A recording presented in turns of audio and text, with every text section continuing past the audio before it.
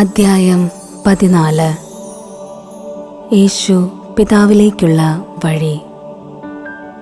നിങ്ങളുടെ ഹൃദയം അസ്വസ്ഥമാകേണ്ട. ദൈവത്തിൽ വിശ്വസിക്കുവിൻ, എന്നിലും വിശ്വസിക്കുവിൻ. എൻ്റെ പിതാവിൻ്റെ ഭവനത്തിൽ അനേകം വാസസ്ഥലങ്ങളുണ്ട്. ഇല്ലായിരുന്നെങ്കിൽ നിങ്ങൾക്ക് സ്ഥലമൊരുക്കാൻ പോകുന്നുവെന്ന് ഞാൻ നിങ്ങളോട് പറയുമായിരുന്നു. ഞാൻ പോയി നിങ്ങൾക്ക് സ്ഥലമൊരുക്കി കഴിയുമ്പോൾ ഞാൻ ആയിരിക്കുന്നിടത്ത് നിങ്ങളും ആയിരിക്കേണ്ടതിന് ഞാൻ വീണ്ടും വന്ന് നിങ്ങളെയും കൂട്ടിക്കൊണ്ടു പോകും. ഞാൻ പോകുന്നിടത്തേക്കുള്ള വഴി നിങ്ങൾക്കറിയാം. തോമസ് പറഞ്ഞു, കർത്താവേ, നീ എവിടേക്ക് പോകുന്നുവെന്ന് ഞങ്ങൾക്കറിഞ്ഞുകൂടാ, പിന്നെ വഴി ഞങ്ങൾ എങ്ങനെ അറിയും? യേശു പറഞ്ഞു, വഴിയും സത്യവും ജീവനും ഞാനാണ്. എന്നിലൂടെയല്ലാതെ ആരും പിതാവിൻ്റെ അടുക്കലേക്ക് വരുന്നില്ല. നിങ്ങൾ എന്നെ അറിഞ്ഞിരുന്നുവെങ്കിൽ എൻ്റെ പിതാവിനെയും അറിയുമായിരുന്നു. ഇപ്പോൾ മുതൽ നിങ്ങൾ അവനെ അറിയുന്നു, നിങ്ങൾ അവനെ കാണുകയും ചെയ്തിരിക്കുന്നു. പീലിപ്പോസ് പറഞ്ഞു, കർത്താവേ, പിതാവിനെ ഞങ്ങൾക്ക് കാണിച്ചു തരുക, ഞങ്ങൾക്ക് അതു മതി. യേശു പറഞ്ഞു, ഇക്കാലം അത്രയും ഞാൻ നിങ്ങളോട് കൂടെ ആയിരുന്നിട്ടും പീലിപ്പോസേ, നീ എന്നെ അറിയുന്നില്ലേ? എന്നെ കാണുന്നവൻ പിതാവിനെ കാണുന്നു. പിന്നെ പിതാവിനെ ഞങ്ങൾക്ക് കാണിച്ചു തരുക എന്ന് നീ പറയുന്നതെങ്ങനെ? ഞാൻ പിതാവിലും പിതാവ് എന്നിലുമാണെന്ന് നീ വിശ്വസിക്കുന്നില്ലേ?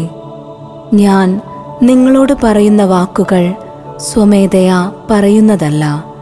പ്രത്യുത എന്നിൽ വസിക്കുന്ന പിതാവ് തൻ്റെ പ്രവൃത്തികൾ ചെയ്യുകയാണ്. ഞാൻ പിതാവിലും പിതാവ് എന്നിലുമാണെന്ന് ഞാൻ പറയുന്നത് വിശ്വസിക്കുവിൻ, അല്ലെങ്കിൽ പ്രവൃത്തികൾ മൂലം വിശ്വസിക്കുവിൻ. സത്യം സത്യമായി ഞാൻ നിങ്ങളോട് പറയുന്നു, എന്നിൽ വിശ്വസിക്കുന്നവനും ഞാൻ ചെയ്യുന്ന പ്രവൃത്തികൾ ചെയ്യും. ഞാൻ പിതാവിൻ്റെ അടുത്തേക്ക് പോകുന്നതുകൊണ്ട് ഇവയേക്കാൾ വലിയവയും അവൻ ചെയ്യും. നിങ്ങൾ എൻ്റെ നാമത്തിൽ ആവശ്യപ്പെടുന്നതെന്തും പിതാവ് പുത്രനിൽ മഹത്വപ്പെടാൻ വേണ്ടി ഞാൻ പ്രവർത്തിക്കും. എൻ്റെ നാമത്തിൽ നിങ്ങൾ എന്നോട് എന്തെങ്കിലും ചോദിച്ചാൽ ഞാൻ അത് ചെയ്തു തരും. പരിശുദ്ധാത്മാവിനെ വാഗ്ദാനം ചെയ്യുന്നു. നിങ്ങൾ എന്നെ സ്നേഹിക്കുന്നുവെങ്കിൽ എൻ്റെ കൽപ്പന പാലിക്കും. ഞാൻ പിതാവിനോട് അപേക്ഷിക്കുകയും എന്നേക്കും നിങ്ങളോടുകൂടെ ആയിരിക്കാൻ മറ്റൊരു സഹായകനെ അവിടുന്ന് നിങ്ങൾക്ക് തരുകയും ചെയ്യും. ഈ സത്യാത്മാവിനെ സ്വീകരിക്കാൻ ലോകത്തിന് സാധിക്കുകയില്ല, കാരണം അത് അവനെ കാണുകയോ അറിയുകയോ ചെയ്യുന്നില്ല. എന്നാൽ നിങ്ങൾ അവനെ അറിയുന്നു, കാരണം അവൻ നിങ്ങളോടൊത്ത് വസിക്കുന്നു, നിങ്ങളിൽ ആയിരിക്കുകയും ചെയ്യും. ഞാൻ നിങ്ങളെ അനാഥരായി വിടുകയില്ല, ഞാൻ നിങ്ങളുടെ അടുത്തേക്ക് വരും.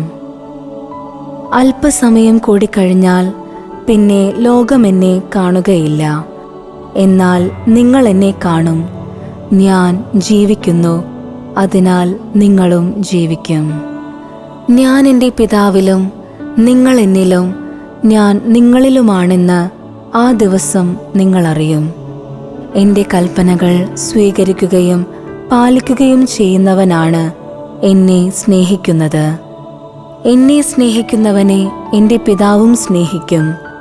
ഞാനും അവനെ സ്നേഹിക്കുകയും എന്നെ അവന് വെളിപ്പെടുത്തുകയും ചെയ്യും. യൂദാസ് കറിയോത്തായല്ല അവനോട് പറഞ്ഞു, കർത്താവേ, നീ നിന്നെ ഞങ്ങൾക്ക് വെളിപ്പെടുത്താൻ പോകുന്നു, എന്നാൽ ലോകത്തിന് വെളിപ്പെടുത്തുകയില്ല എന്ന് പറഞ്ഞതെന്താണ്? യേശു പ്രതിവചിച്ചു, എന്നെ സ്നേഹിക്കുന്നവൻ എൻ്റെ വചനം പാലിക്കും. അപ്പോൾ എൻ്റെ പിതാവ് അവനെ സ്നേഹിക്കുകയും ഞങ്ങൾ അവൻ്റെ അടുത്ത് വന്ന് അവനിൽ വാസമുറപ്പിക്കുകയും ചെയ്യും. എന്നെ സ്നേഹിക്കാത്തവനോ എൻ്റെ വചനങ്ങൾ പാലിക്കുന്നില്ല. നിങ്ങൾ ശ്രവിക്കുന്ന ഈ വചനം എൻ്റേതല്ല, എന്നെ അയച്ച പിതാവിൻ്റേതാണ്. നിങ്ങളോട് കൂടെ ആയിരിക്കുമ്പോൾ തന്നെ ഇത് ഞാൻ നിങ്ങളോട് പറഞ്ഞിരിക്കുന്നു. എന്നാൽ എൻ്റെ നാമത്തിൽ പിതാവ് അയക്കുന്ന സഹായകനായ പരിശുദ്ധാത്മാവ് എല്ലാ കാര്യങ്ങളും നിങ്ങളെ പഠിപ്പിക്കുകയും ഞാൻ നിങ്ങളോട് പറഞ്ഞിട്ടുള്ളതെല്ലാം നിങ്ങളെ അനുസ്മരിപ്പിക്കുകയും ചെയ്യും. ഞാൻ നിങ്ങൾക്ക് സമാധാനം തന്നിട്ട് പോകുന്നു. എൻ്റെ സമാധാനം നിങ്ങൾക്കു ഞാൻ നൽകുന്നു.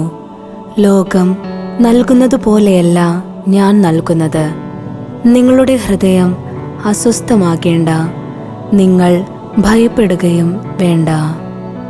ഞാൻ പോകുന്നെന്നും വീണ്ടും നിങ്ങളുടെ അടുത്തേക്ക് വരുമെന്നും ഞാൻ പറഞ്ഞത് നിങ്ങൾ കേട്ടല്ലോ.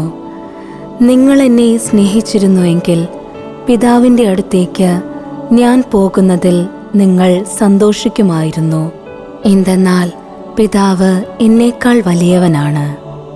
അത് സംഭവിക്കുമ്പോൾ നിങ്ങൾ വിശ്വസിക്കേണ്ടതിന് സംഭവിക്കുന്നതിനു മുൻപ് തന്നെ നിങ്ങളോട് ഞാൻ പറഞ്ഞിരിക്കുന്നു. നിങ്ങളോട് ഇനിയും ഞാൻ അധികം സംസാരിക്കുകയില്ല, കാരണം ഈ ലോകത്തിൻ്റെ അധികാരി വരുന്നു. എങ്കിലും അവന് എൻ്റെ മേൽ അധികാരമില്ല. എന്നാൽ ഞാൻ പിതാവിനെ സ്നേഹിക്കുന്നുവെന്നും അവിടുന്ന് എന്നോട് കൽപ്പിച്ചതുപോലെ ഞാൻ പ്രവർത്തിക്കുന്നുവെന്നും ലോകമറിയണം. എഴുന്നേൽക്കുവിൻ, നമുക്ക് ഇവിടെ നിന്നു പോകാം.